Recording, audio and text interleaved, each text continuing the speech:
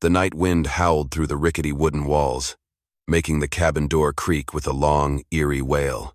Elias Boone, the man who had lived in quiet solitude for so many years, stood at the threshold, his heart pounding.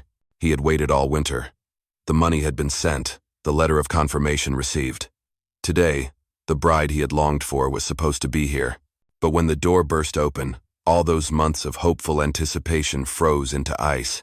From the wooden beam at the center of the dimly lit room, a body hung suspended, its shadow cast long across the floor. The simple wedding dress was torn to shreds, and her hair hung loose, hiding half of her face. Bare feet dangled in the flickering glow of an oil lamp that was nearly burned out. Elias froze. His hand let go of the cowboy hat without realizing it.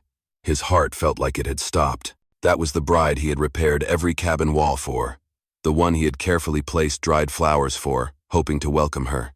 A strong gust of wind slipped through the doorframe, making the figure sway slightly.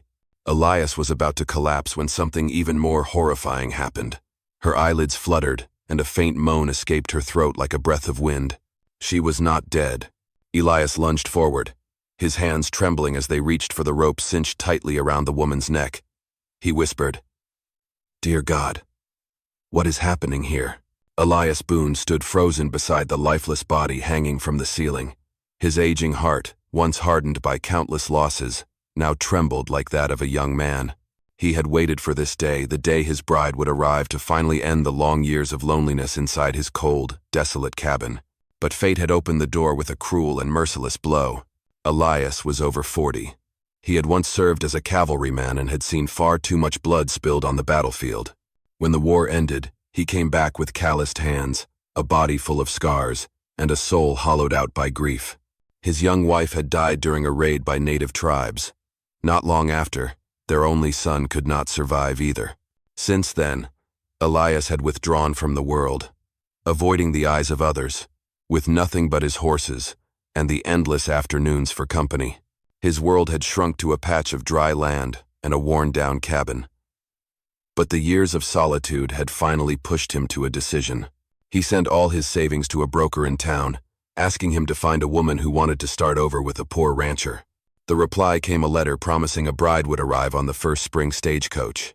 From that moment on, Elias felt hope rekindled, a hope he thought he had buried long ago. He repaired every wooden wall in the cabin, swept away years of dust and ash, built a new dining table from pine wood, and even placed a few dried flowers on the windowsill, something he had not touched since the day his wife died. Every evening, he sat on the porch, waiting for the shadow of a stagecoach to appear, imagining the smile of the woman who would step down and call his name. And now, in front of his eyes, that woman was hanging from a noose inside the very place he had prepared to welcome her. Elias clenched his teeth, his gray eyes burning bright in the darkness. He did not know who had done this, or why she had been brought here in such a state. But inside his chest, a fire had just ignited. He could not let her die on the wedding night that never even had a chance to begin. His calloused hands tightened around the handle of his hunting knife, and he stepped forward. Each heavy footstep echoed through the dark cabin, carrying him closer to the rope where life still hung barely by a thread. The knife trembled slightly in Elias's hand, its steel edge glinting as it caught the flicker of the dying oil lamp. He looked up at the wooden beam, where the woman's body still twitched gently in the throes of death.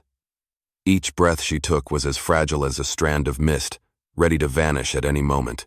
"Hold on. I will not let you die," Elias whispered, his voice rough and hoarse.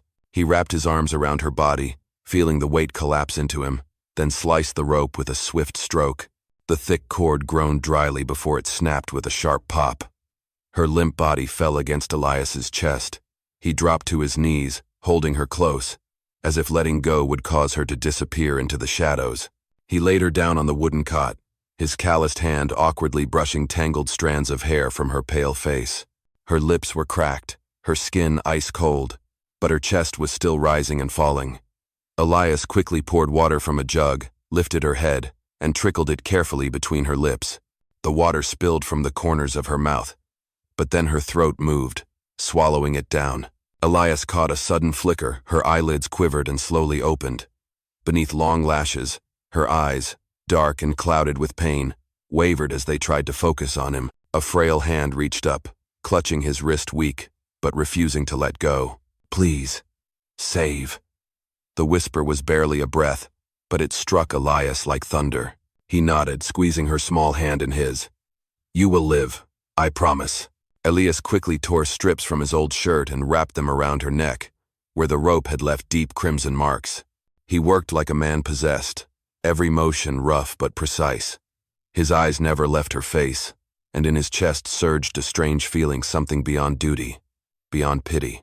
It was the fear of losing something more precious than his own life. The oil lamp flickered out, and darkness wrapped itself around the cabin. Elias sat there, still holding her hand. He listened to her strained breathing, felt his own heart pounding like war drums, and knew that his life had just changed forever. She was not just the bride they sent. She was a life he had pulled back from death's grip, and that would draw him into a story he had never dared to imagine. The oil lamp had gone out, leaving only the glowing embers in the fireplace casting shadows over two silent souls. Elias Boone sat on the edge of the bed, his back hunched, his broad, weathered hand still clutching the frail hand of the woman beside him. He was afraid that if he let go, the fragile life before him would vanish like wind-blown smoke across the prairie. The woman let out a soft moan, and then her eyes slowly opened. Her gaze was lost, blurry, yet still fixed on Elias. He leaned in, his voice low and gravelly like stone dragged across stone. "You are safe now. I will not let anyone hurt you again." She blinked, and tears rolled down her pale cheeks. Her lips trembled, pushing out a few broken words. "They want to kill you too." Elias froze. For a moment, memories of the battlefield flooded his mind. Traps, ambushes, shadows waiting in silence. He looked deep into her eyes and saw not just fear, but a harsh truth he had not yet faced. He poured more water and patiently helped her drink it, one small sip at a time. Each swallow made her tremble, but life was slowly returning. Elias took another strip of cloth and wrapped it gently around her neck, covering the brutal red marks. From time to time, she whispered in her native tongue sounds Elias could not understand. But when her eyes met his, there was something beginning to form, a fragile trust, clear as a single thread connecting two distant souls. The night stretched on endlessly. Elias did not sleep. He just sat there, listening to every breath, every small movement. And in his heart, something unfamiliar began to rise, not just pity, not just duty. It was something deeper, an invisible cord pulling him out of the heavy darkness he had lived under for so many years. The woman Clara, as he had faintly caught from one of her murmured words, was still alive. Thank the heavens, even if fate had brought her here wrapped in tragedy. Outside, the wind howled through the cracks in the door, whispering that dawn was near. Elias knew that the long years of solitude were over, along with the storms that were about to break over his life. Thank you so much for being here. If this story reminded you of days gone by, dusty evenings, the sound of hooves echoing in your heart, then subscribe to my channel, so each day we can sit together again, and I will tell you another tale from the Wild West. Just as the sky began to lighten, still tinged with the ash-gray hue of night, the sound of hooves echoed across the prairie. At first it was sparse, then it grew louder, heavier, like the beating of war drums. Elias jolted upright, his hand instinctively reaching for the old rifle leaning against the fireplace. On the wooden cot, Clara stirred, her eyes wide with panic, her lips trembling. "They are back." Elias stepped onto the porch. Before him, red dust rose in thick clouds. Out of the haze emerged a gang of armed men, around 10 in total, led by the same marriage broker Elias had once handed his money to. The man's face was twisted with fury, a sneer spreading across his lips like a wolf catching the scent of blood. "Well, howdy, Boone," he shouted, his voice raspy and cruel. "I promised you a bride, did I not? Well, now you have one. But too bad this whole cabin is about to become your grave." The gang burst into laughter, then raised their rifles, aiming straight at the old wooden house. The early morning light glinted off the gun barrels black, gleaming like the teeth of a predator. Elias took a deep breath. He knew this was no bluff. They had come to erase everything: Clara's hanging, his death by gunfire, and the whole story buried as just another accident. Inside the cabin, Clara struggled to sit up. Her hand trembled as she pointed toward the door. "Him. He is the one who tried to kill me." Elias turned, his gray eyes meeting hers, and in them he saw a desperate trust. He gave her a small nod, then he stepped fully onto the porch, rifle raised, his voice low and hoarse, but echoing with resolve. "You will not touch her. If it is blood you want, take mine." That declaration lit the air like a spark to dry brush. The broker barked a command. Gunfire erupted, bullets slicing through the wind and slamming into the wooden walls. Elias fell, rolled across the porch, and fired back. His first shot knocked a rider off his horse, sending the beast into a screaming frenzy. Gun smoke filled the air. The cabin shook under the hail of bullets. Inside, Clara pressed herself against the wall, her fingers gripping the bedsheet, eyes locked on the silhouette of the lone man fighting off a pack of wild beasts outside. The entire prairie held its breath, and Elias Boone knew this was the battle that would decide life or death. Not just for him, but for the woman he had pulled back from the noose just one night ago. Gun smoke blanketed the dusty red yard in front of the cabin. Each bullet tore through the morning air, mingling with the shrill cries of horses and the shouts of men, creating a symphony of chaos. Elias Boone, his scarred back pressed low behind a rotting wooden barrier, fired his rifle with steady breath and deadly precision. One gunman barely poked his head out from behind a boulder before a bullet struck him square in the forehead. He collapsed backward, eyes still wide, staring at the sky as blood soaked into the dirt. Two others charged the front door, shouting and firing wildly. Elias stepped back, reloaded, then burst out from the side window, firing 2 clean shots. Both men dropped like sacks of grain. "Boone!" the broker roared, his voice cracking with rage. He crouched behind his saddle, eyes burning red with hate. "You think you can stand against me? You are nothing but a lonely old rancher. That girl will not save you." Elias let out a tired, bitter laugh. His voice cracked like stone tumbling down a cliff as he shouted back, "At least I have something you never will, the courage to protect a life." Gunfire erupted again. A bullet tore through the brim of Elias's wide hat, leaving a scorched hole. He rolled, diving into a shallow trench, heart pounding like thunder. In that instant, old battlefield memories came rushing back, days of gripping a rifle beside comrades, knowing what fear was, and how survival came only to the stubborn. From inside the cabin, Clara called out in a hoarse voice, "Elias, behind you." He turned just in time to see the broker charging forward, pistol aimed straight at his chest. In that moment, everything slowed, the sunlight slicing through the smoke, the cruel lines of his enemy's weathered face, the hiss of breath between clenched teeth. Elias squeezed the trigger. A thunderous crack shattered the air. 2 shots rang out nearly at once. Elias felt a searing pain rip across his side. But the broker suddenly froze, eyes wide in disbelief, then collapsed to the ground, blood soaking through his chest.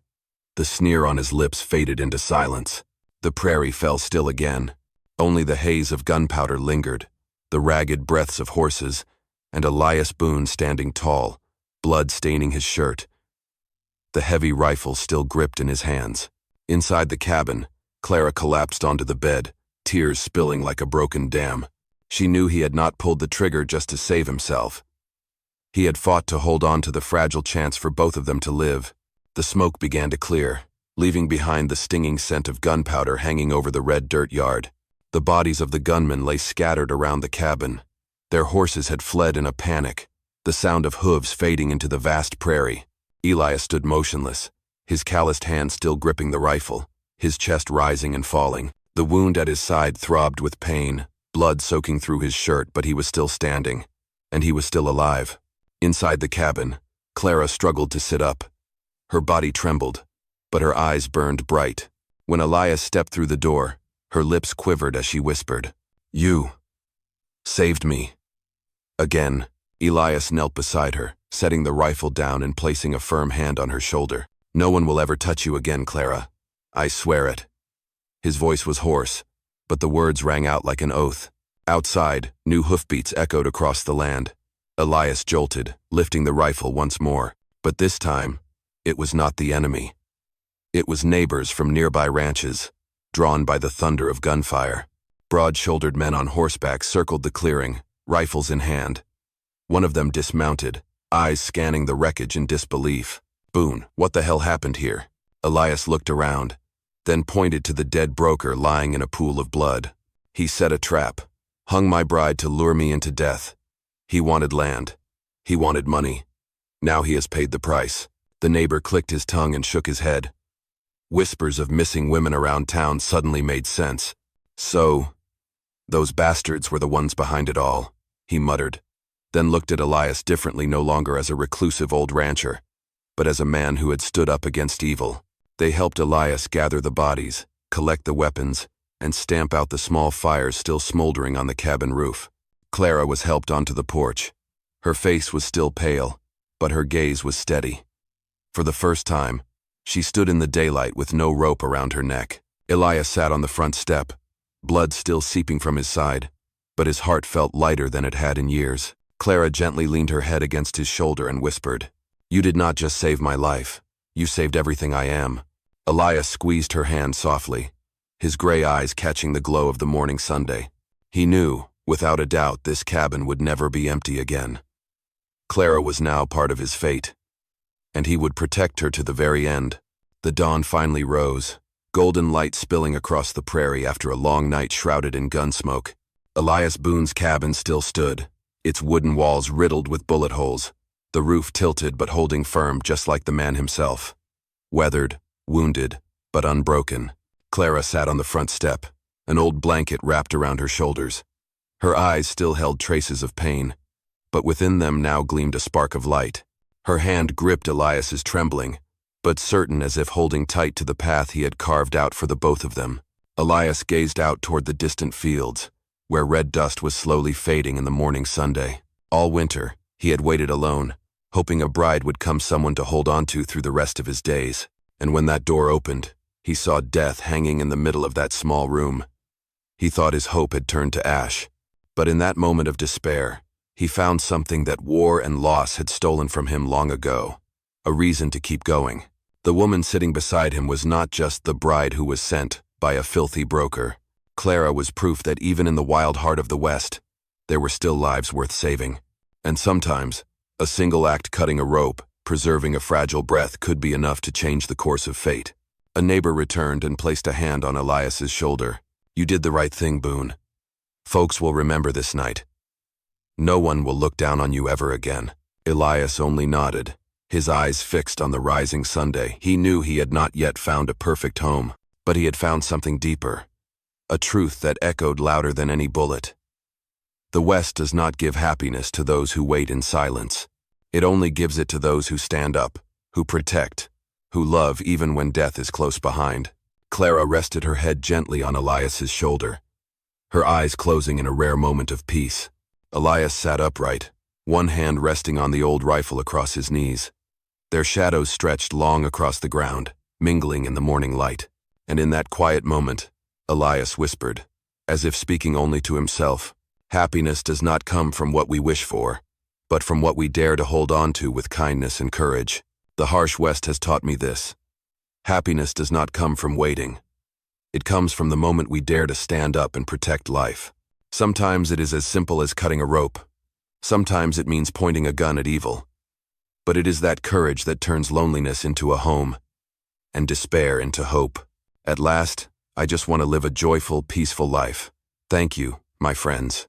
And now, tell me, what did you feel while listening to this story? Leave a comment below. Press number 1 if you liked this tale. And do not forget to subscribe to the channel to catch the next thrilling story from the Wild West.